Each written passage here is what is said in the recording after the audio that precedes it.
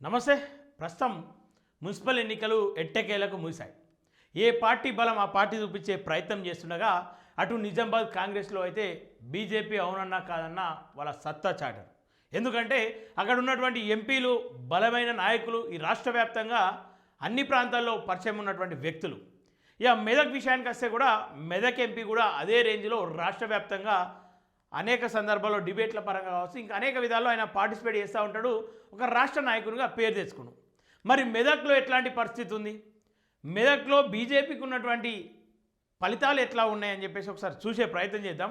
మెదక్లో ఎంపీ రఘునందన్ రావు ఏ రకంగా సత్తా చాటాడు, ఇక గతంలో ఇంటర్వ్యూలో ఏవైతే ఇంటర్వ్యూలు ఉంటాయో ఆయన టీం అంతా కూడా ఎట్లా ఎక్స్పోజ్ చేస్తారంటే కేవలం రఘునందన్ రావు కొంచెం ఫైర్గా మాట్లాడినటువంటి మాటలను ఎక్స్పోజ్ చేస్తూ సోషల్ మీడియా వ్యాప్తంగా రఫాడించాడు, దుమ్ము దులిపాడని చెప్పి చెప్తారు. ఇలా మరి మెదక్ జిల్లా ప్రజలు రఘునందన్ రావును ఎట్లా రఫాడించారు, ఏ రకంగా రఘునందన్ రావును దుమ్ము దులిపారో ఒకసారి చూసే ప్రయత్నం చేద్దాం. ఎందుకంటే ఆయన స్వయంగా ఎంపీగా ఉన్నాడు ఆ ప్రాంతానికి. ఇక నాకు తిరుగులేని నాయకుడిని అని చెప్పేసి కూడా చెప్పుకుంటాడు. సరే, ఏవేమైనప్పటికీ వార్డు వైజ్గా చూసే ప్రయత్నం చేద్దాం. ఎన్ని గెలిచిర్రు, ఎన్ని ఓట్ల ప్రభావం చూపించింది, ఇంత మెజారిటీతో నేను ఎంపీగా మెదక్ జిల్లాలో జెండా వాతాను అని చెప్పిండు రఘునందన్ రావు. మరి ఆ ఓట్లన్నీ పూర్తి స్థాయిలో వచ్చినాయి రాలేవా చూసే ప్రయత్నం చేద్దాం. ఇక వార్డు వైజ్గా ఇదంతా కూడా మెదక్ డిస్ట్రిక్ట్ సంబంధించింది. ఇక మళ్ళీ ఫేక్ రిపోర్ట్ ఇదంతా కూడా మనం తయారు చేసింది కాదు. క్లియర్గా ordinary elections to municipal elections ward wise 2026 Medak అందరు క్యాండిడేట్లు. ఇక చూద్దాం ఎట్లుందో. వార్డ్ నెంబర్ 1లో reserved for SC women total voters municipality ward మొత్తంలో 1159 ఉంటే అందులో వ్యాలిడ్ ఓట్లు మొత్తం 1013 ఉన్నాయి. రిజెక్టెడ్ ఓట్లు మొత్తం 17, నోటాకు 3 పడ్డాయి. ఇక మిగిలిన అట్లా 1013 ఓట్లలో ఇక్కడ బీఆర్ఎస్ ఫస్ట్ వార్డులోనే బీఆర్ఎస్ వాళ్ళ సత్తా చాటింది. 603 ఓట్లు బీఆర్ఎస్కి వచ్చింది.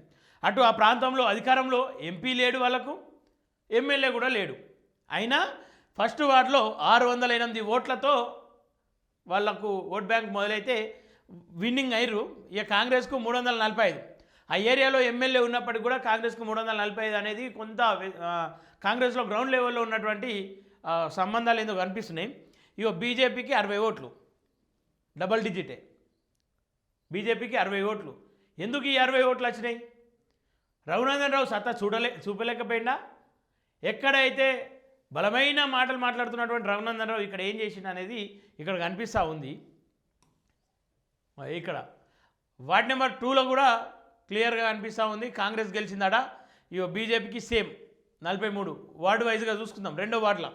ఇక 3వ వార్డులో చూసుకుంటే 14 ఓట్లు, ఇంకా దారుణం అది. 502 ఓట్లతో 502 ఓట్లు బీఆర్ఎస్కి వచ్చింది, అది విన్ను. సెకండ్ ప్లేస్లో కాంగ్రెస్. ఇక ఫస్ట్, సెకండ్, థర్డ్ వార్డులో ఎన్నో ప్లేస్ ఇది, 3వ ప్లేస్లోనే ఉంది బీజేపీ. ఇక ఇండిపెండెంట్ అభ్యర్థికి 10 వస్తాయి, ఇక బీజేపీకి 14 వచ్చినాయి. గ్రేట్. ఇక 4వ వార్డు అంశానికి వస్తే బీఆర్ఎస్కు విజయం సాధించింది బీఆర్ఎస్. అక్కడ 31 బీఎస్పీకి పడ్డాయి, 146 బీజేపీకి. ఇక్కడ ఇండియన్ నేషనల్ కాంగ్రెస్కి ఏమో 299. ఇక్కడ 3వ ప్లేసే. 6వ వార్డు కూడా ఎంఐఎంకు 125 పడ్డాయి. ఇక్కడ కాంగ్రెస్కు 366, బీఆర్ఎస్కు 365. ఒక్క ఓటుతో విజయం సాధించింది 6వ వార్డులో. గ్రేట్. సరే, బీజేపీ పరిస్థితి ఏంటంటే 50 ఓట్లు, డబల్ డిజిట్. అసలు బీఎస్పీ ఆ ప్రాంతంలో నాయకులే లేరని చెప్పేసి చెప్పుకోబడుతున్నటువంటి పార్టీకేమో 26 ఓట్లు వస్తే, ఇక ఈ రాష్ట్రంలో నేనే మోనార్క్ అని చెప్పేటువంటి ఆ పర్సన్కేమో 50 ఓట్లు వచ్చినాయి. ఇక 7వ వార్డులో అయితే వాళ్ళ క్యాండిడేటే లేడు, కాంగ్రెస్ గెలిచిందాడ. 8వ వార్డుకి వస్తే బీజేపీ 69 ఓట్లు అంట, ఇక్కడ డబల్ డిజిటే. ఇక 9వ వార్డు చూద్దాం. 9వ వార్డులో బీజేపీకి ఏమో 382 ఒక్క దగ్గర 9వ వార్డులో బలం చూపించింది. మరి ఆ వ్యక్తి బలమా, లే అంటే వ్యక్తిత్వమైన బలమా, మన పార్టీ బలమా అనేది వాళ్ళే అర్థం చేసుకోవాలి. ఇక ఇండియన్ నేషనల్ కాంగ్రెస్కు ఈడ 3వ ప్లేస్కి కాంగ్రెస్ వచ్చింది. 10వ వార్డులో కాంగ్రెస్ గెలిచింది, బీజేపీకి 64, ఎంఐఎంకు 22, బీఆర్ఎస్కు ఇక్కడ కూడా 3వ ప్లేస్లో బీజేపీ నిలిచింది. ఇక 11వ వార్డులో సేమ్ కాంగ్రెస్ గెలిచింది, బీజేపీ 3వ ప్లేస్లో ఉంది. 12వ వార్డులో కూడా బీజేపీ 17 ఓట్లు అంట. నీ అమ్మ ఇంత దారుణమైంది. 13వ వార్డులో బీజేపీకి 71, ఇక్కడ కాంగ్రెస్ గెలిచింది. 14వ వార్డులో బీజేపీకి బలం చూపించింది. ఇక బీఆర్ఎస్ థర్డ్ ప్లేస్లోకి పోయింది. ఇక బీజేపీ కొంచెం పుంజుకుంది. ఇక 15వ వార్డులో సేమ్ బీజేపీకి 11 ఓట్లు, ఇక్కడ డబుల్ డిజిటే. 10వ వార్డులో బీజేపీకి 18, ఇది దారుణం. బీఎస్పీకి 227 వచ్చినాయి, ఇది నయం ఉందిగా. వార్డ్ నేమ్ 17లో సేమ్ బీజేపీకి 7, ఇంకా సింగిల్ డిజిట్. ఇదేంది దారుణమైన రిజల్ట్స్ అయితే చూసిరు. ఇక్కడ బీఎస్పీ గెలిచింది. ఒక ఎంపీ లేడు, ఒక ఎమ్మెల్యే లేడు, ఒక సర్పంచ్ లేడు, సరైన కార్యకర్తలు లేనటువంటి పార్టీ కూడా అక్కడ విజయం సాధించింది. ఒకటి బీఎస్పీకి వచ్చింది. అక్కడ 18వ వార్డులో కాంగ్రెస్ గెలిచింది, అసలు బీజేపీ పత్తకలేదు. 19వ వార్డులో బీజేపీ పత్తకలేదు, కాంగ్రెస్ గెలిచింది. ఇక్కడ బీఎస్పీకి సెకండ్ ప్లేస్లో ఉంది బీఎస్పీ. ఈ రకంగా చూస్తే బీఎస్పీ అక్కడ బలంగానే ఉందని కనిపిస్తూ ఉంది. ఇక 20వ వార్డులో కూడా బీజేపీ పత్తకలేదు, కాంగ్రెస్ గెలిచింది. 21వ వార్డులో బీజేపీ విన్ అయింది ఒకటి. 23వ వార్డులో బీజేపీకి 42, 22వ వార్డులో బీజేపీకి 136. వార్డు వైజ్గా చూసుకుంటే ఈ రకంగా ఉన్నాయి. బీఆర్ఎస్ ఇక్కడ బీజేపీకి 190 బాగానే వచ్చినాయి.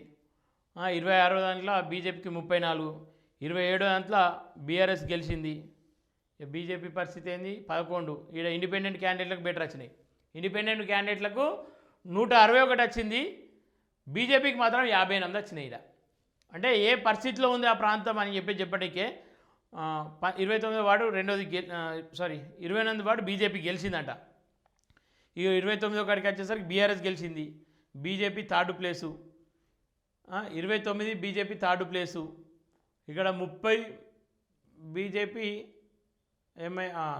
Fourth place BJP. 31 బీజేపీ 144. ఇది ముచ్చట. ఇక్కడ ఎలక్ట్ అయిన వాళ్ళందరూ 2 ఏమో బీజేపీ గెలిచినట్టుంది.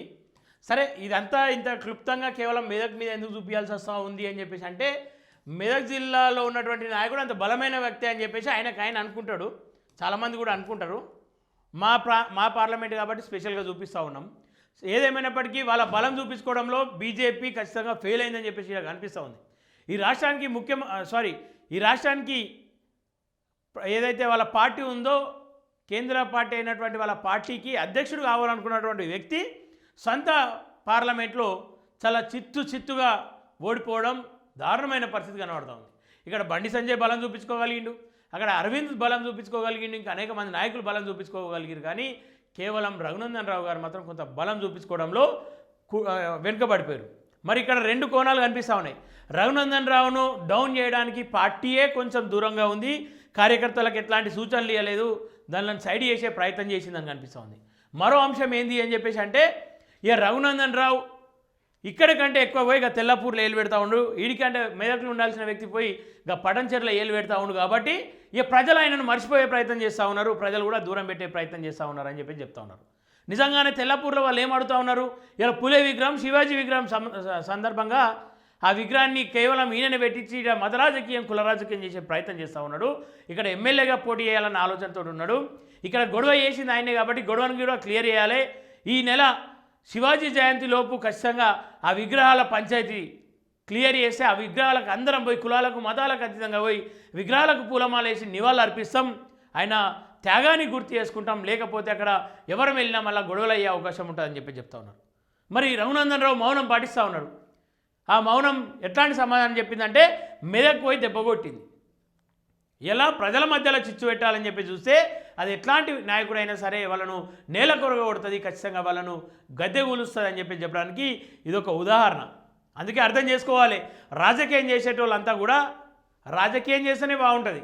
కుల రాజకీయాలు, మత రాజకీయాల్లోకి తీసుకొచ్చి ఇలా కులాల మధ్య, మతాల మధ్యలో చిచ్చు పెట్టే ప్రయత్నాలు చేస్తూ ఉన్నారు. సో అవి మానుకోవాలి.